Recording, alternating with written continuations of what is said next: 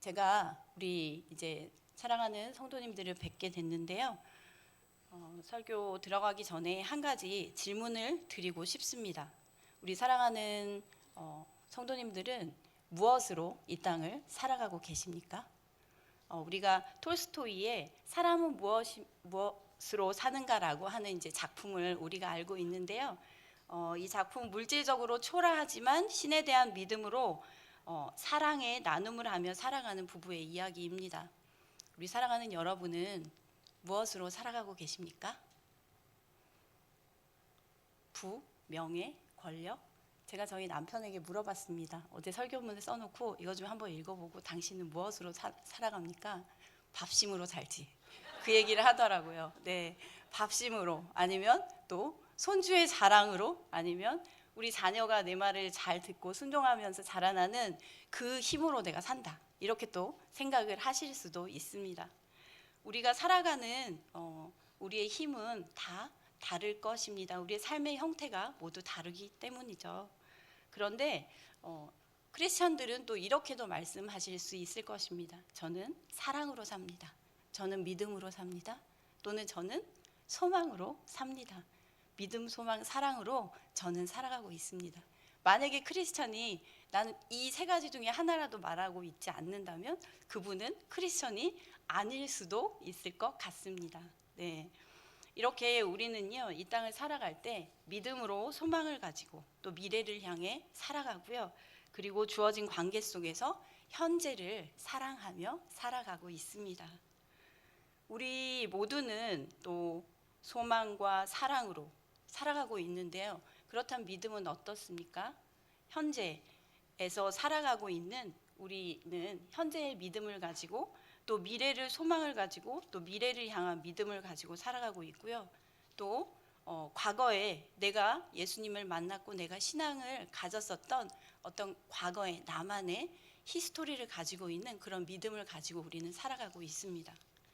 우리 사랑하는 여러분들 이렇게 다 믿음을 가지고 살아가고 계시는데 우리 여기 앉아 계시는 분들의 믿음의 대상, 우리 여러분들은 무엇을 믿으며 살아가고 계십니까? 무엇을 믿으며 살아가고 계십니까? 나는 나의 힘을 믿으며 살아갑니다. 내 힘이 좀 있거든요. 또는 어떤 분들은 내가 믿고 있는 것은 무엇입니다 라고 또 생각하시는 분들도 계실 수도 있습니다. 저희 아들은요, 지금 아직 이제 둘째 아들은 학생이고 큰 아들이 이제 직장에서 이제 연구원으로 있는데요. 자기는 지식을 가지고 살아가야 한다고 이야기를 하더라고요. 계속해서 연구를 해야 되니까 무언가를 계속 개발해야 돼서 그걸 가지고 자기는 살아가야 한다고 합니다. 전도사 아들인데 예수님을 믿는 믿음이라고 이야기를 하지 않는 그 모습을 보고 가슴이 너무 아팠습니다. 예. 구스타프 융이라고 하는 심리학자가 이런 질문을 받았다고 합니다. 당신은 하나님을 믿습니까? 라고 하는 질문에 그 융은요, 네, 하나님을 믿습니다 라고 이야기하지 않았고요. 그는 나는 하나님이 누군지 압니다 라고 대답을 했다고 합니다. 우리가 무엇인가를 믿을 때 어떤 대상을 정확하게 알 때 우리는 그것을 믿는다고 말할 수 있습니다. 이렇게 믿음의 대상에 확고한 지식을 가지고 있고 그리고 그 대상에 대한 올바른 반응을 우리가 할 때 우리는 그 대상을 신뢰하며 나아갈 수 있게 되겠죠. 오늘 이제 본문을 읽어주셨는데요. 제가 본문을 1절부터 12절로 바꿨는데 그 뒤에 본문을 읽어주셨습니다.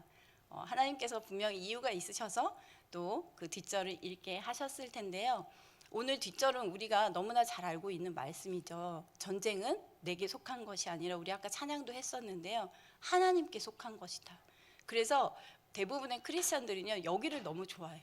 전쟁은 내 거가 아니고 하나님 거야. 다 하나님 해주실 거야. 그런데 사실은 이 여호사밧에게 하나님께서 이런 축복을 주셨을 때에는요, 여호사밧 왕이 어떠한 씨름을 했는지, 그 씨름을 했는지가 그 앞부분에 나와 있습니다. 그 앞부분을 보시면 하나님께서 왜 이런 이런 축복을 그리고 하나님의 일하심을 보게 하셨는지를 알 수가 있어요. 그래서 제가 본문은 이제 앞으로 바꿨는데 앞은 제가 말씀을 드리고요. 결과는 이제 여러분들이 아시니까 여호사밧이 어떤 씨름을 했는지를 저와 살펴보도록 하겠습니다. 본문 속에 여호사밧은요, 하나님에 대한 확고한 지식을 가지고 있었던 왕입니다. 그리고 하나님을 신뢰했던 왕입니다. 이스라엘이 여호사밧 왕이 이제 이스라엘을 다스리고 있을 때 통일 왕국이 아니었고요. 남과 북으로 분열되어 있었던 때에 남유다의 네 번째 왕입니다. 여호사밧은 하나님을 믿고 하나님을 신뢰하며 나라를 통치했던 그 왕이었기 때문에요. 그 나라의 우상들을 없애고 나라를 25년 동안 하나님을 의지하며 나라를 25년 동안 평탄하게 잘 다스렸던 왕입니다. 오늘 읽은 사건은 여호사밧 왕의 통치 말년에 일어났던 일입니다. 나라가 남과 북이 이렇게 분열이 되어 있기 때문에 자국민 간의 전쟁도 빈번했었고 나라가 혼란스러운 그런 때였습니다. 그래서 여호사밧이 하나님을 의지하며 나라를 이렇게 통치해 갈 때 나라가 이제 평안하니까 우리 나라를 남과 북을 좀 통일을 시켜보자라고 하는 의도로 어떤 일을 했냐면 북이스라엘의 가장 사악한 왕 혹시 이름 아십니까? 역시 양지는 듣던 만큼 성경을 정말 많이 읽으시는 분들이 많이 계십니다. 맞아요. 아합 왕입니다. 아합 왕의 딸과 그리고 자신의 아들을 결혼시켜요. 결혼을 시키면서 나라가 서로 동맹을 맺게 됩니다. 하나님께서 기뻐하셨던 일일까요? 기뻐하지 않으셨던 일일까요? 기뻐하지 않으셨던 일이에요. 이 당시에 여호사밧이 교만했었던 것 같아요. 하나님께 늘 믿고 나아갔지만 자신의 명철을 의지하고 나라를 이제 평안한 나라로 만들고자 남과 북을 하나로 만들고자 이런 일을 이제 하게 됩니다. 그렇게 동맹을 했으니 북이스라엘의 그 아합 왕은 어땠을까요? 너무 좋았을 거예요. 지금 남유다가 북왕에 있었기 때문에. 그래서 아합 왕은 자신들이 빼앗겼었던 그 땅을 되찾고 싶은 마음에 그 길르앗 라못에서 우리 전쟁을 치릅시다. 우리를 도와주십시오라고 이야기를 합니다. 그래서 제가 보니까 여호사밧 왕은요 남에게 이렇게 싫은 소리 잘 못하는 왕인 것 같아요. 안 된다고 하면 되는데 고민을 했을 것 같습니다. 어떻게 하지? 하다가 도와주고 같이 전쟁에 나가죠. 전쟁에 나가는데 전쟁에 승리했을까요? 졌을까요? 전쟁에 패배합니다. 그리고 아합 왕은 그 전쟁에서 죽습니다. 그리고 간신히 여호사밧은 살아서 남유다로 돌아오게 돼요. 그래서 그 이후에 이제 20장의 내용이 그 이후의 이야기예요. 그 이후에 20장 1절에 보면 이 일 후에 이렇게 시작이 되는데요. 이 전쟁 끝나고 난 이후의 일이 20장 1절에 일어난 일입니다. 이 일 후에 어떤 일이 일어나냐면 주변국들이 이제 화가 났잖아요. 주변국 모압과 암몬과 마온이라고 하는 이 세 나라가 이제 다윗 그 예전부터 다윗 시대 때부터 이스라엘의 속국으로 살아서 조공을 바쳤던 나라였는데 이제 세 나라가 우리가 그렇게 이제는 할 수 없다. 그래서 연합을 해서 남유다를 쳐들어가자. 이제 작전을 하고 남유다를 이제 침공을 하게 됩니다. 침공을 하게 됐는데 이 세 나라가 작전을 하고 남유다에 막 쳐들어왔을 때 이 사실을 알게 됐던 그 소식을 전해 받았던 그때는요 여호사밧이 왕궁에 있을 때 한 48km 정도 앞에 두고 이 소식을 듣게 됩니다. 얼마나 급박한 상황일까요? 그리고 세 나라가 연합군으로 쳐들어오니까 그 나라에 군사들이 정말 많았을 거 아니에요? 그 군대들을 이길 수 있는 힘이 남유다에는 지금 없었습니다. 앞으로 가도 뒤로 가도 전쟁에 패배할 수밖에 없는 그런 상황이었죠. 이 세 나라의 침공은 여호사밧과 그 나라의 정말로 큰 위기였습니다. 여러분이라면, 여러분이 여호사밧 왕이라면 여러분들이 이 상황에서 어떻게 하셨을 것 같습니까? 저였다면 이 급박한 상황에 제가 왕이라면 국가 비상령을 선포했을 것 같아요. 당장 이제 쳐들어오니까 국가 비상령 선포하고 왕으로서 군대 소집하고 비상용 발동하고 그리고 당장 우리가 맞서 싸우자 전시 상황을 돌입을 했을 것 같습니다. 당장 전쟁이 일어날 것 같은 이런 임박한 위기 속에서 여호사밧은 어떤 반응을 보였을까요? 우리가 삶을 살아가면서 이런 임박한 상황들이 정말 많이 있어요. 당장 눈앞에 닥쳐온 내가 해야 할 그 일이 코앞에 닥쳐올 때가 진짜 있습니다. 그럴 때 어떠십니까? 여러분들은 여호사밧 같이 하시겠지만 저는 그 일부터 처리하는 게 우선이 아니야 라고 생각할 때가 정말 많이 있습니다. 역대하 20장 3절의 말씀을 함께 읽도록 하겠습니다. 역대하 20장 3절의 말씀을 큰 소리로 읽겠습니다. 시작. 여호사밧은 두려운 마음으로 여호와께 마음을 다해 간구하고는 온 유다에 금식을 명령했습니다. 무엇을 선포했다고 합니까? 금식. 맞습니다. 여호사밧은요 국가 비상령이 아니라 국가 금식령을 선포합니다. 근데 지금 여호사밧의 마음은 어떻다고 합니까? 여호사밧의 마음은요 두려운 마음이 엄습해 왔습니다. 너무 두렵습니다.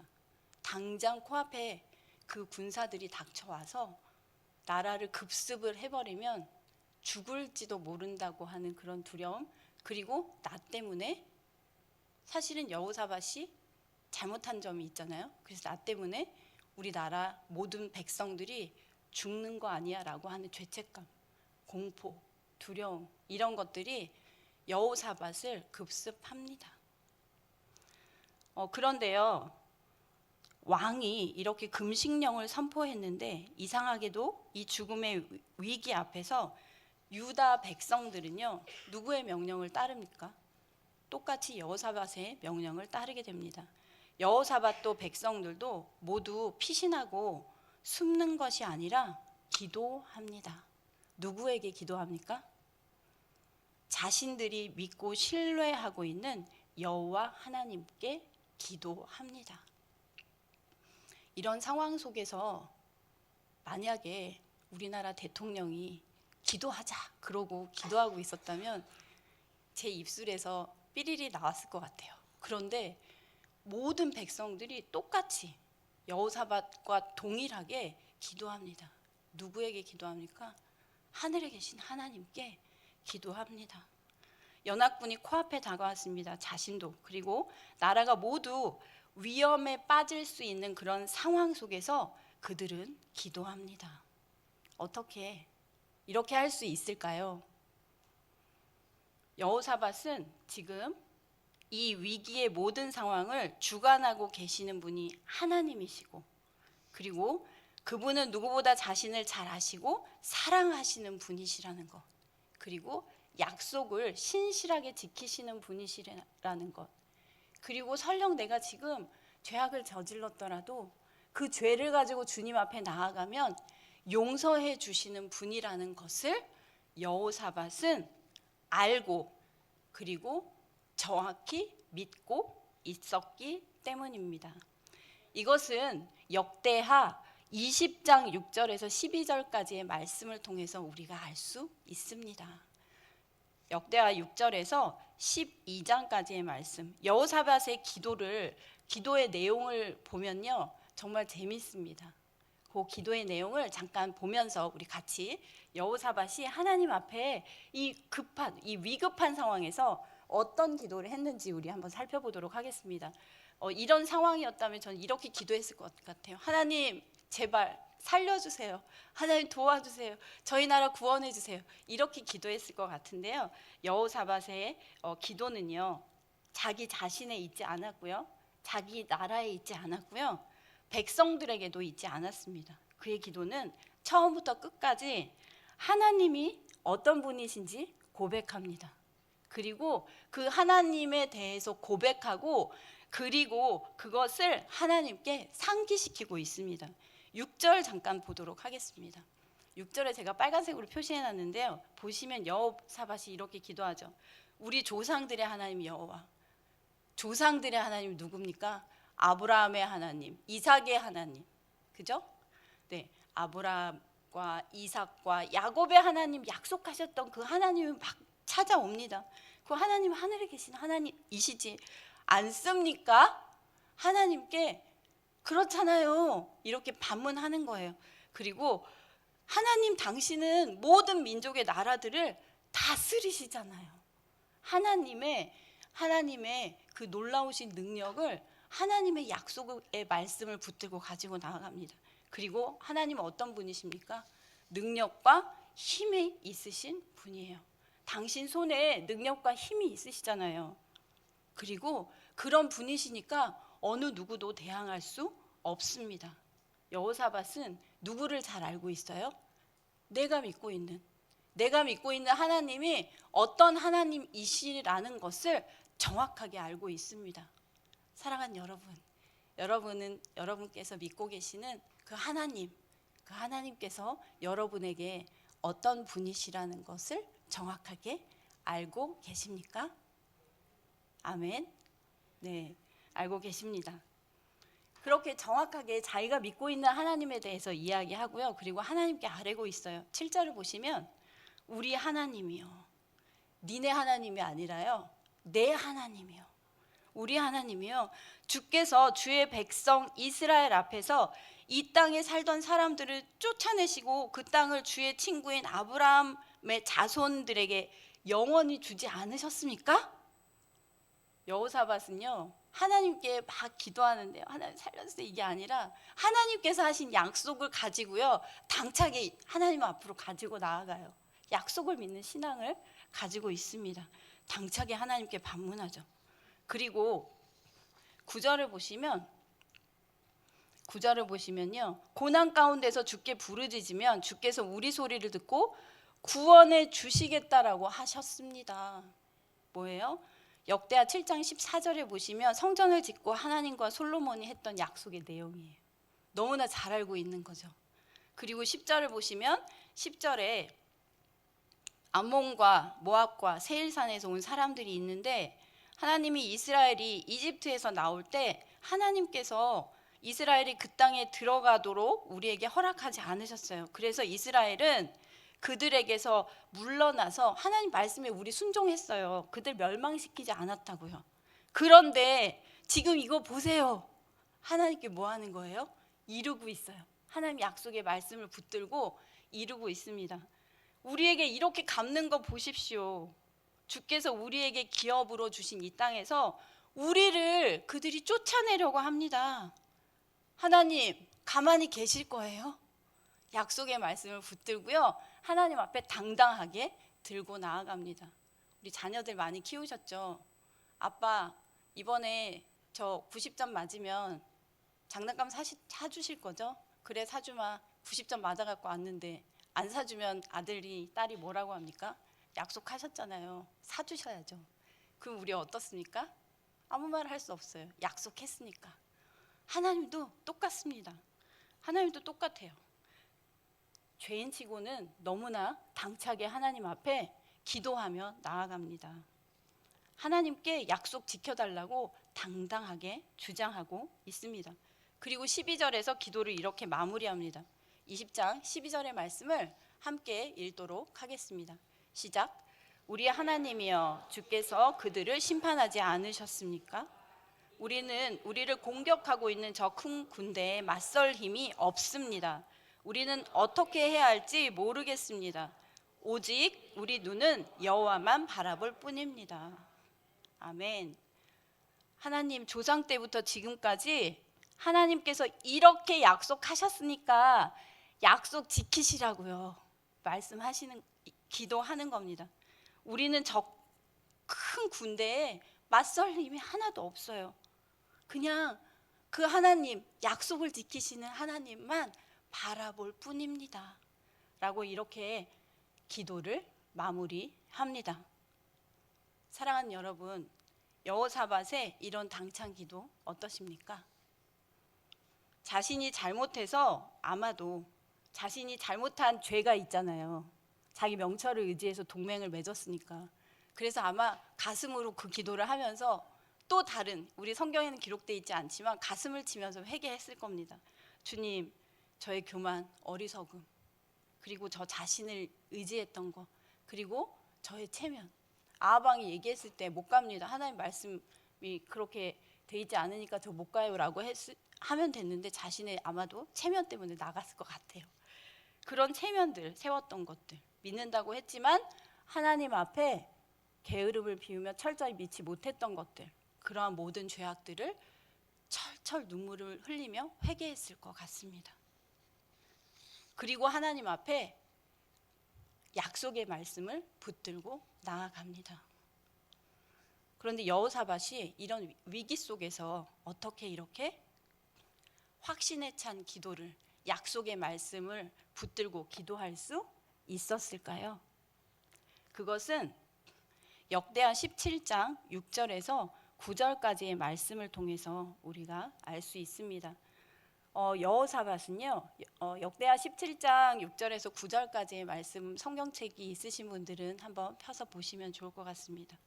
여호사밧은 하나님과의 관계 중에서 제일 첫 번째가 되는 그 관계를 잘 세워나갔던 분입니다. 지난주에 하나님과의 관계 가운데 첫 번째로 세워나가야 하는 것 뭐라고 들으셨습니까? 말씀의 기초 위에, 저 들었습니다. 지금 어떤 분이 말씀하셨는데요. 말씀의 기초 위에 서는 것. 여호사밧은요, 하나님의 말씀 위에 삶의 기초를 세우는 것을 놓치지 않았습니다. 그는 나라의 태평성대 시기에 하나님의 말씀을 사랑하고 사모하고 하나님의 말씀을 열심히 묵상하고 또 그것을 자기만이 아니라 그 나라의 백성들에게까지 가르쳤습니다.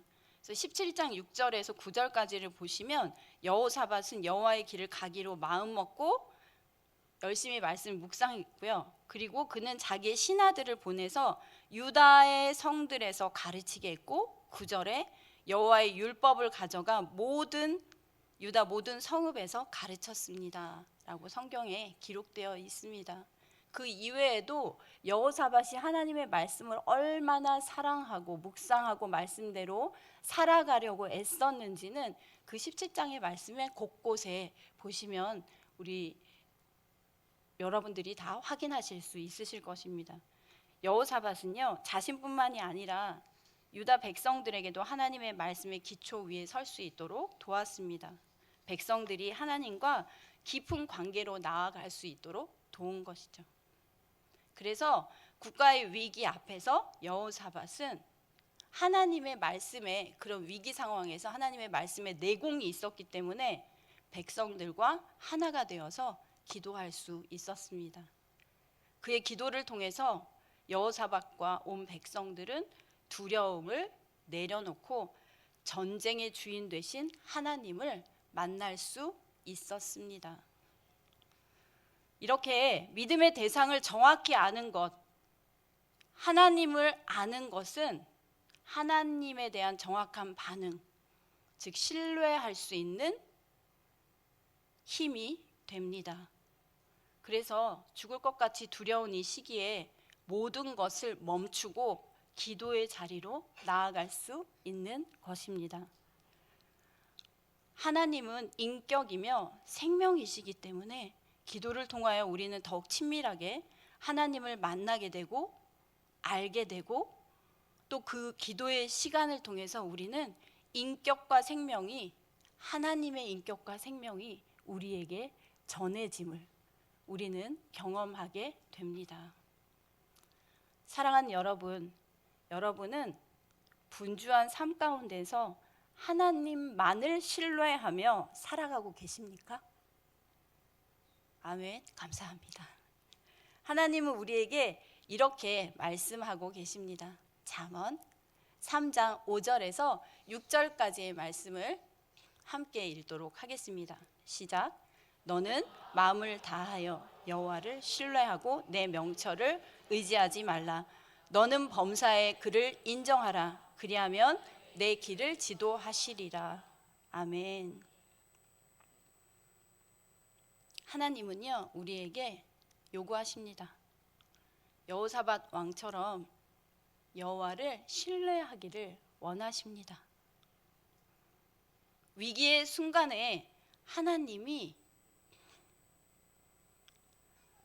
여호사밧 왕의 내면을 채우시면서 여호사밧 왕을 대신하여 그 상황을 처리하고 가셨던 것처럼 우리도 하나님을 의지하면 하나님께서 우리의 내면에서 우리를 채우시고 우리를 대신해서 그 상황을 처리하고 가고 계신다는 것을 믿는 것, 그것이 바로 신뢰입니다.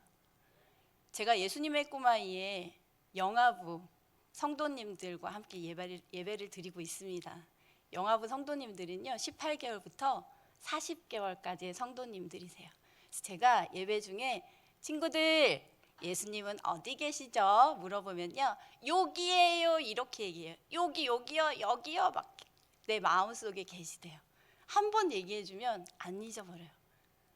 예수님은 어디 계십니까? 여러분의 마음속에 계십니다. 위기의 상황 가운데 이 마음 가운데에서 계속 말씀하고 계십니다. 근데 우리 마음속에만 계시지 않고요 우리 온 전 인격을, 우리 온 몸을, 이 모든 상황을 감싸고 계십니다. 그래서 위기의 상황이 닥치면 우리의 내면에서 계속 말씀하시고 우리를 다스리고 계시고요. 그리고 이미 그 상황을 알고 계시는 하나님께서 그 상황을 이미 처리하고 계십니다. 그러하기에 주님께서는 우리에게 나를 신뢰해라 라고 말씀하십니다. 우리는 그리스도인입니다. 그런데 우리는요 작은 위기에도 두려워합니다. 하나님을 믿지 못합니다. 이번 시즌에 회사에서 인원 감축이 있다더라. 어떻습니까? 철렁. 저희 남편이 이제 올해 정년퇴직입니다. 정년퇴직? 벌써? 어떻게 하지? 고민합니다. 그리고 또 아주 작은 관계 가운데 어떤 사람이 나를 싫어한다더라. 그럼 내가 어떻게 해야 되지? 우리 막 고민하죠. 여러 가지. 그리고 이번에 입시 방향은 이렇게 갑자기 바뀌었다더라. 우리 자녀 성적이 갑자기 이만큼 뚝 떨어졌다더라. 이런 이야기들을 들으면 어떻습니까? 우리는 두려워합니다. 우리는 여호사밧은 나라의 큰 전쟁이잖아요. 오히려 그럴 때는 담대할 수 있습니다. 그런데 우리의 삶에 아주 사소한 문제들, 이런 것들이 계속해서 벌어지는 삶을 우리는 살아가고 있는데요. 그런 상황을 우린 만났을 때 모두 다 두려워해요. 그런데 이 두려워하고 어떻게 하냐면 하나님을 신뢰하기보다는요 내 명철을 의지합니다. 내가 지금까지 살아왔던 그런 데이터베이스가 많이 있기 때문에 그 방법으로 살아가면, 그렇게 처리하면 이 문제 해결될 거야 라고 대부분은 생각을 하게 됩니다. 이런 위기들이 닥쳤을 때요, 우리가 이런 위기들이 놓여 있을 때 우리는 우리 앞에 일어나는 그런 문제보다 우리 내면에서 일어나는 두려움이 우리를 삼킬 때가 더 많습니다. 이런 위기 때문이 아니라 이 두려움 때문에 우리는 하나님을 신뢰하지 못합니다. 사랑하는 여러분, 우리는 왜 이런 문제들이 발생했을 때 두려워할까요? 우리는요, 문제가 커서요? 아닙니다. 우리가 두려워하는 이유는 우리는 애초부터 하나님을 신뢰할 수 없는 저주받은 옛 아담의 본성을 가지고 태어났기 때문입니다. 죄의 저주와 영향력 아래서 우리는 늘 실패할지도 모른다는 그 막연한 두려움을 갖고 살아가기 때문에 우리는 두렵습니다. 우리는 모두 연약한 존재들입니다. 그러므로 우리는 날마다 우리가 죄인임을 인정하고 매 순간 하나님의 얼굴을 구하며 나아가야 할 것입니다. 그럴 때 우리는 나보다 나를 더 잘 아시는 하나님을 만나고 알게 되고 여호사밧처럼 위기 속에서 철저히 주님을 신뢰하며 나아갈 수 있습니다. 잠깐 제 삶을 나누고 싶습니다. 제가 예수님을 언제부터 믿었었는지 궁금하지 않으시겠지만 제가 언제부터 예수님을 믿게 되었는지 잠깐 나누도록 하겠습니다. 저는요 카톨릭 집안에서 태어나고 자랐습니다. 저희 친정 어머니는요 절실한 종교인이었습니다. 그 옛날에 천주교에서 반주도 하시고 막 그러셨다고 해요. 그래서 정말 열심히 종교 생활을 하셨던 분인데요. 자녀들이 이제 막 태어났으니까 이 자녀들도 천주교 안에서 잘 키워야 되잖아요. 그래서 저희 사형제를 정말 잘 키워주셨습니다. 성당에 어릴 적부터 가서 유아세례, 천년성체, 견진성사 이런 것들이 정말 많이 있어요. 그래서 그런 것들을 다 봤고요. 천주교 안에 있는 기도문 어렸을 때 되게 많이 암기시키거든요. 다 암기하고 그리고 시험 보고 막 이런 것들이 있습니다. 천년성체 하기 전에 그런 것들도 다 하고, 그리고 성당은 예배라고 하지 않고 미사를 드립니다. 미사를 드리러 가려고 아침에 준비하면 저희들한테 50원씩 주셨어요. 지금 50원 정말 잘 볼 수 없는 동전이지만 저 어렸을 때는 50원이면 떡볶이를 하나 사 먹을 수 있는 그런 돈 가치가 있었습니다. 그래서 50원을 주머니 이렇게 넣어주시고 이거 꼭 헌금해야 돼 하십니다. 그러면 저희 이제 4명이 네 하고 이제 성당을 가죠. 그리고 성당에서 미사를 드리면서 이제 50원을 땡그랑 하고 집에 와서 엄마가 검사해요. 헌금했니? 그러면 네 헌금했어요. 이렇게 잘 자랐습니다.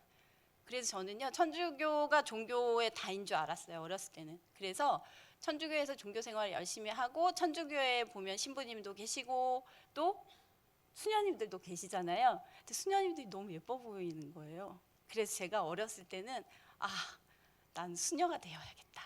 그래서 심지어 저는 꿈이 수녀일 때도 있었고, 그리고 사실 엄마와 아빠가 싸우고 이렇게 집을 나가셨을 때, 아빠가 집을 팍 나가셨을 때 너무 무서워서 기도하면서 하나님, 아빠가 오늘 밤에 돌아오시면 제가 수녀가 되겠어요. 이렇게 기도도 했었습니다. 그때가 초등학교 4학년 때였어요.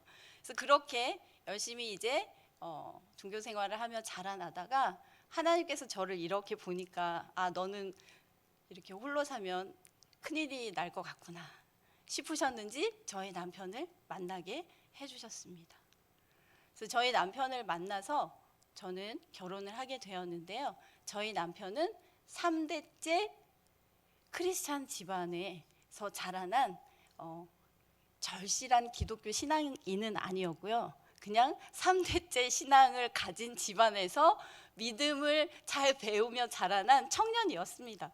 그래서 이제 교제를 하고 이렇게 보내면서 저희 집안은 절실한 카톨릭 집안이니까 이제 결혼하려면 천주교 관면 혼배라는 걸 받아야 돼요. 그래서 자네 관면 혼배를 받겠나? 이렇게 했는데요. 저는 저희 남편이 그렇게 열심히 신앙생활을 하는지 몰랐어요. 교회도 잘 안 가는 것 같았는데 저는 교회를 다니기 때문에 그건 할 수 없겠습니다. 그래가지고요 저희가 잠깐 헤어졌다가 종교 때문에 헤어졌어요. 우리는 같은 노선이 아니기 때문에 계속 할 수가 없겠구나 이렇게 헤어졌다가 남편이 너무 괴로워해서 이 사람을 내가 건져주어야겠다 해서 이 사람과 함께 그럼 우리 종교의 자유를 인정하자 그렇게 하고 이제 결혼을 했습니다. 결혼을 하고 나서 근데 저는 그때까지도 이제 남편을 따라서 결혼하고 이제 교회를 몇 번 갔었는데요. 하나님이 어떤 분이신지 몰랐어요.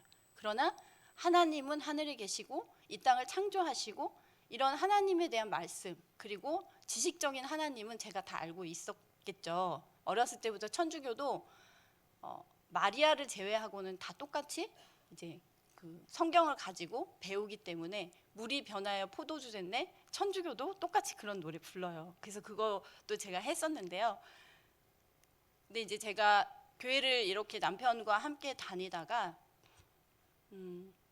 첫 아이를 이제 임신을 하고 너무 두려웠어요. 너무 두려워서 이 아이가 건강하게 안 태어나면 어떻게 하지?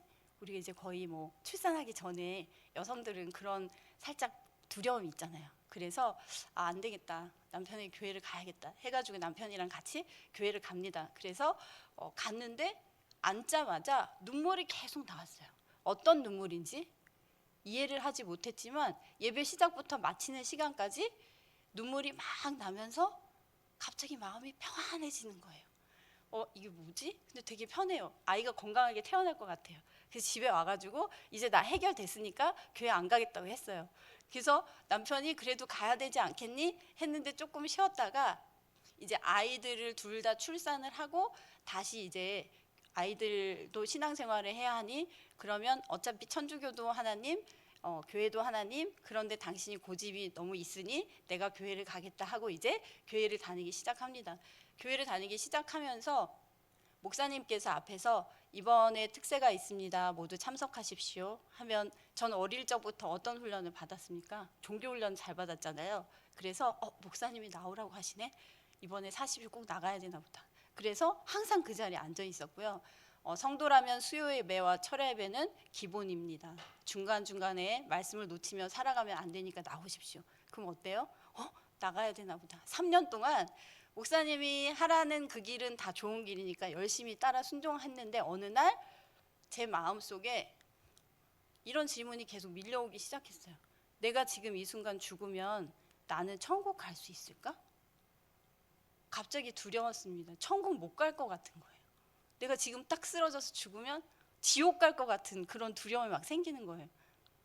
그리고 또 한 가지 질문이 제게 밀려왔습니다. 그 한 가지는 하나님은 정말 살아계시는 분이실까? 하나님에 대한 질문이 막 밀려왔습니다. 그래서 그때 고민을 했죠. 이것을 어떻게 할까? 그래서 주변에 아주 큐티를 열심히 잘하던 언니가 있었어요. 그 교회 집사님이신데요. 그 언니 가면 맨날 큐티하고 있고요. 매일 가면 성경 이야기를 저에게 알려주셨어요. 요셉 이야기를 스토리텔링 하듯 얘기해주면 막 언니 너무 성경 이야기가 재밌어요 했는데 그때 그 언니가 생각이 나서 그 집에 갔습니다. 그랬더니 그 언니가 이 말씀을 저에게 들려주었습니다. 고린도 후서 13장 5절의 말씀인데요. 제가 읽어드릴게요. 너희는 믿음에 있는가? 너희 자신을 시험하고 너희 자신을 확증하라. 예수 그리스도께서 너희 안에 계신 줄을 너희가 스스로 알지 못하느냐? 그렇지 않으면 너희는 버림받은 자니라. 아멘. 이 말씀을 그 언니가 읽어주는데요. 나 그럼 버림받은 자인가? 진짜 하나님 살아계신 건가? 그래서 너무 두려웠어요. 며칠을 고민을 하며 이제 일상생활을 했습니다. 그러다가 그래 결심했어. 40일 동안 특세를 하는 거야. 특별 새벽 기도가 있으면 뭔가 하나님이 해주시겠지? 그래서 40일 동안 하나님이 만나주시면 나는 신앙생활 계속 하는 거고 40일 동안 하나님이 나를 만나주지 않으면 난 여기서 끝이야. 그냥 차라리 애들을 데리고 들로산으로 놀러 다니는 게 좋지 않을까? 이제 그렇게 하고 40일 특별 새벽 기도를 작정합니다. 그리고 특별 새벽 기도를 혼자서 하죠. 그 매일 당시에 목사님께서 강해설교 그 파트가 야고보서였는데요. 너무 말씀이 은혜가 돼서 내가 집안에 옷장에 썩혀 있는 이 옷들을 내가 버려야 되겠구나. 이제 뭐 이런 생각을 이제 말씀을 드리며 하다가 기도 시간이 딱 되면 이 말씀을 펴놓고 기도를 합니다. 하나님, 제가 믿음에 있는지 정말 잘 모르겠습니다. 제 안에 예수님이 계신지를 알지 못하면 저 버리운 자라고 하는데요. 너무 무섭습니다. 하나님 진짜 살아계시다면 전 버리운 자잖아요. 그러니까 하나님 살아계시다면 저를 만나주세요. 단 40일 안에 만나주세요. 너무 지금 생각해보면 참 너무 당돌했던 것 같아요. 여호사밧처럼 너무 당돌한 기도를 하나님께 합니다. 그래서 매일매일 1주 지나고요. 2주 지나고 3주 지나고 매일매일 똑같은 기도를 그렇게 합니다. 하나님 40일 지나면 하나님 살아계시지 않은 것으로 알고 저는 여기까지입니다. 이렇게 이제 뭐 기도를 협박 반 그리고 정말 간절한 마음 반 이렇게 하나님께 기도를 매일매일 했습니다. 너무 당차고 어이없었던 기도를 하나님께서는 들어주셨을까요? 들어주셨으니까 제가 여기 있겠죠. 네. 하나님께서는요. 잠언 8장 17절에 이런 말씀이 있습니다. 나를 사랑하는 자들이 나의 사랑을 입으며 나를 간절히 찾는 자가 나를 만날 것이니라. 아멘. 하나님은요, 약속을 지키시는 분이십니다. 저는 이때 이 말씀 몰랐어요. 그리고 나중에 보니까 이 말씀이 있더라고요. 아, 내가 그때 그렇게 하나님께 당차게 대들면서 기도하듯 반문하듯 기도했던 그 모습도 하나님은 나를 이미 아시고 나의 기도를 들어주셨구나, 간절히 하나님을 찾는 자라는 것을 보시고 만나주셨구나, 나중에 알게 됐습니다. 똑같이 어느 날 하나님 앞에 나아가서 기도했던 그날 2주 반, 3주 정도가 되었을 때 새벽 기도 막 통성으로 기도하는 그 이제 분들도 계셨고, 그리고 아주 조용히 기도하는 분들도 계셨는데요.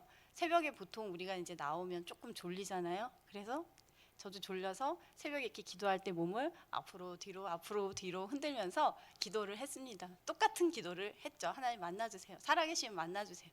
그런데 순간적으로 제 몸이 멈춰지더니 주변의 기도의 소리가 들리지 않고요, 적막하고 고요한 느낌이 갑자기 들더니 순간적으로 사랑하는 내 딸아, 내가 너를 사랑하느니라. 이 말씀이요, 이 가슴에서부터 온 몸을 감싸는 경험을 했습니다. 이렇게 이 음성, 이 따스한 음성이 저에게 싹 들리면서 순간적으로 고요함이 다시 일상으로 돌아와서 주변에 이제 집사님들과 권사님들 기도하는 소리가 막 들렸어요. 근데 그 음성을 듣고 난 저는 어땠을까요? 제가 원치 않았지만 이 가슴에서부터 회개가 터져 나왔습니다. 그동안 제가 그렇게 많은 죄를 지었는지 전 몰랐어요. 기도하는데요, 정말 계속해서 회개가 막 터져 나오더니 하나님, 저를 만나주셔서 감사합니다. 하나님은 살아계시는 주이십니다. 감사 기도가 막 나오면서 모든 분들이 돌아갔는데요, 3시간을 넘게 교회에서 정말 눈물이 멈추지 않도록 감사 기도를 하고 3시간 동안 울다가 나왔습니다.